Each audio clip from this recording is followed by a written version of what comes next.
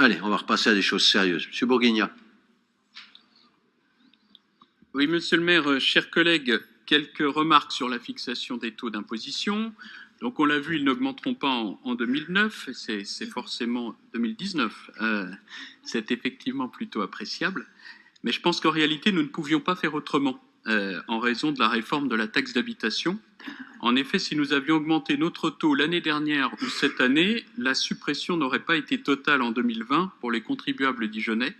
Et dans cette hypothèse, ils auraient eu à payer un reliquat de taxes d'habitation à partir de 2020, ce qui, vous en conviendrez, n'aurait pas eu beaucoup de sens. Un mot sur cette réforme de la taxe d'habitation, justement. Il est temps qu'elle arrive à son terme et que cet impôt soit supprimé pour tous. Parce qu'il y a aujourd'hui un effet de seuil terrible qui fait que des contribuables de classe moyenne continuent de le payer plein pot, alors que bien souvent ils concourent déjà largement à la fiscalité nationale et locale. S'agissant de la taxe foncière, on le sait, elle est particulièrement élevée à Dijon. J'aime bien parce que vous nous transmettez à chaque fois le tableau des taxes d'habitation, le tableau du cumul taxes d'habitation et taxes foncières, mais jamais le tableau uniquement de la taxe foncière. Ben oui, parce qu'il est plus élevé. On est la 6e plus élevée des 27 villes de moins de 200 000 habitants en France. C'est ennuyeux, je dis chaque année, parce que la taxe foncière, c'est pas un impôt de riches, c'est un impôt qui touche les propriétaires, les petits et les grands, et puis les particuliers comme les entreprises. De même, alors, c'est vrai que nous devons continuer à nous mobiliser sur la valeur des bases locatives dans certains quartiers, en particulier à la Fontaine-Touche.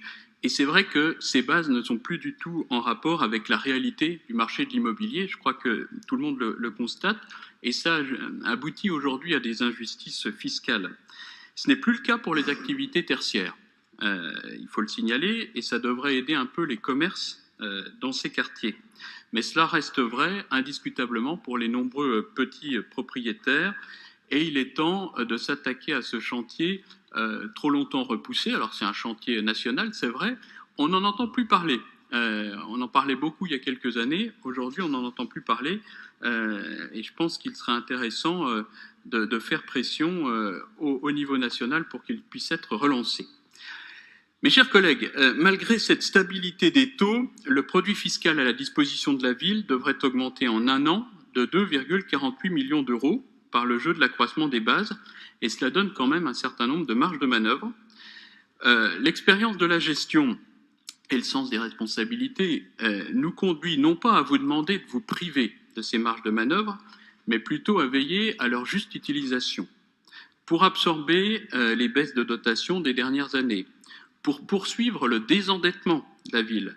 Il serait bien d'affecter ce produit fiscal supplémentaire au désendettement. Et puis globalement pour porter des actions de bon sens utiles à tous les Dijonnais. Je vous remercie de votre attention. Oui, c'est assez juste.